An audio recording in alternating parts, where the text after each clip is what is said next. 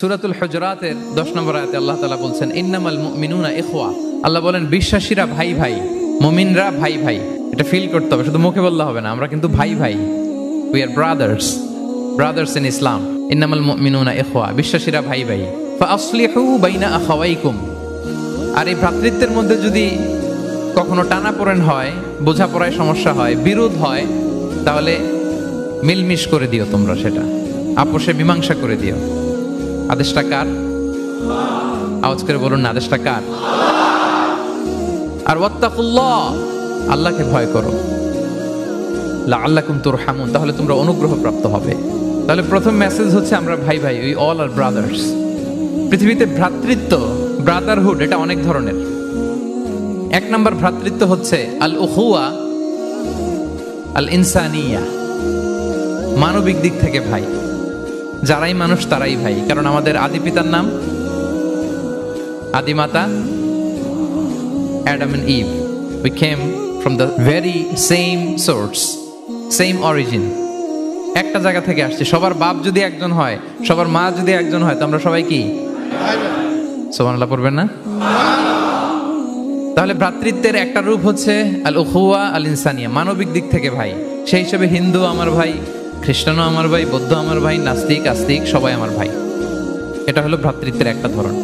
ভ্রাতৃত্বের আরেকটা ধরন হচ্ছে আল উখুয়া আন নাসাবিয়া, বংশীয় ভাই, বংশের সম্পর্ক বা রক্তের সম্পর্ক। যেমন আমার চাচাতো ভাই, খালাতো ভাই, আরো ক্লোজে গেলে আমার আপন ভাই, মায়ের পেটের ভাই, এক রক্তের ভাই, ঠিক কিনা বলেন? এটা গেল 2 নাম্বার, এটা রক্তের সম্পর্ক। 3 নাম্বার হচ্ছে আল উখুয়া আদ-দীনিয়া, দ্বীনি ভাই। আর আমরা এটা নিয়েই কথা বলছি, আল উখুয়া আদ-দীনিয়া। ইন্নামাল মুমিনুনা ইখওয়াতুন, মুফাসসিরিন ইকরাম বলেছেন ইয়ানি ইখওয়াতুন ফিদ-দীন। মুমিনরা ভাই ভাই হচ্ছে 3 নাম্বার সেন্সে, আমরা দ্বীনি ভাই।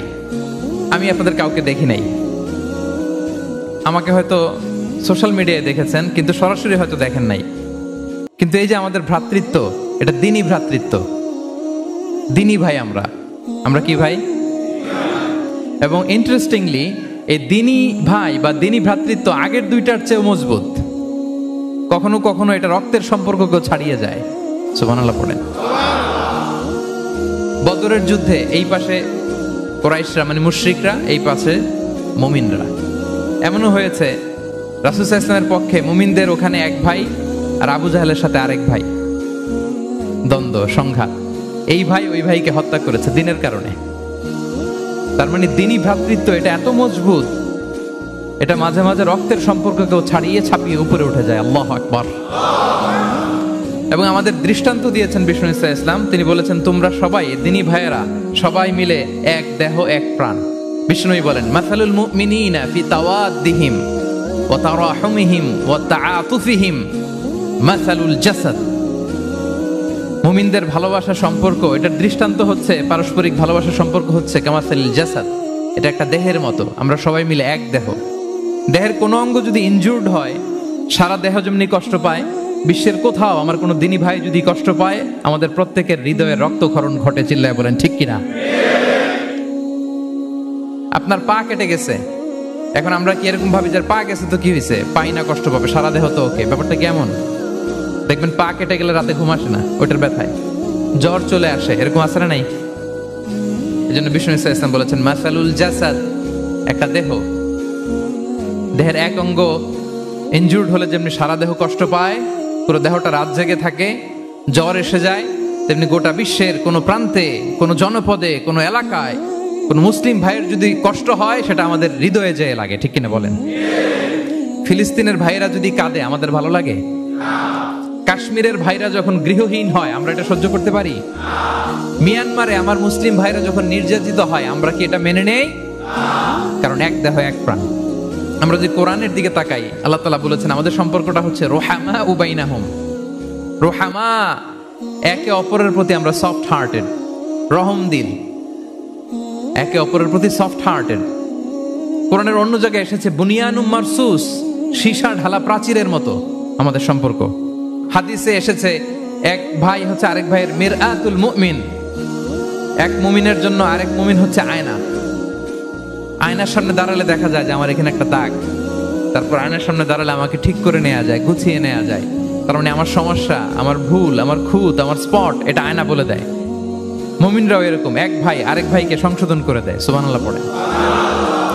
এবং কোরআন কখনো কখনো আমাদেরকে বলেছে যে ওয়ায়ুফিরুনা আলা আনফুসিহিম ওয়ালাউ কানা বিহিম খাসাসা, ভ্রাতৃত্বের সম্পর্কটা এমন হবে যে নিজের প্রয়োজনের চেয়েও মুমিন ভাই তার অন্য ভাইয়ের প্রয়োজনকে গুরুত্ব দিবে। পড়েন সুবহানাল্লাহ।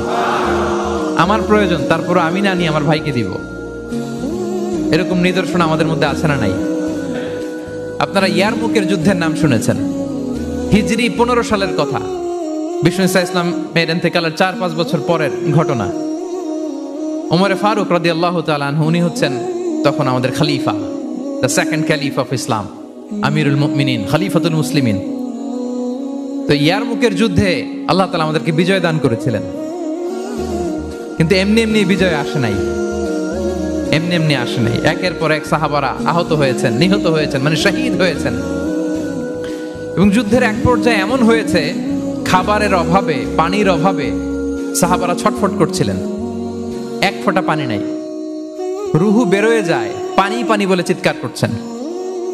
তৃষ্ণায় যখন কাতর, ওই সাহাবীর কাছে পানি নিয়ে আসা হলো, মশক দিয়ে পানি নিয়ে আসা হলো, সামান্য কিছু পানি, যে নেন। তো উনি যখন পানি খাবেন, দেখতে পেলেন যে পাশে আরেক ভাই চিৎকার করে পানি পানি, এক ফোঁটা পানি দাও, চিৎকার করছে। ওই সাহাবী বলতেছেন, আমার দরকার নেই, আমার ভাইকে নিয়ে আগে দাও, আমি পরে খাবো। আল্লাহ।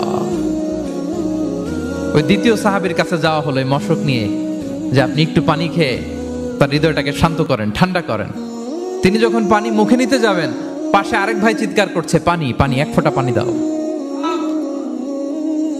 ওই সাহাবী বললেন, আমাকে না, আমার ভাইকে দাও, আমার আগে আমার ভাইকে দাও। ওই সাহাবার কাছে নিয়ে যাওয়া হলো, যে আপনি আগে খান। ওই সাহাবীর কাছে পানির মশক নিয়ে যেতে যেতেই উনি শহীদ হয়ে গেলেন। আবার মশক নিয়ে দ্বিতীয় সাহাবীর কাছে আসতে না আসতে দ্বিতীয় সাহাবীও শহীদ হয়ে গেলেন। প্রথম যিনি চিৎকার করছিলেন তার কাছে আবার মশক নিয়ে যেতে না যেতে তিনিও শহীদ হয়ে গেলেন।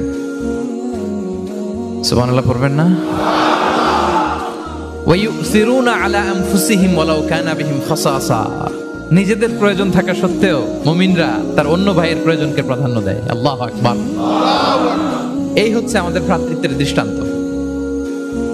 তাহলে প্রথম মেসেজ হচ্ছে মুমিনরা ভাই ভাই, মুমিনরা।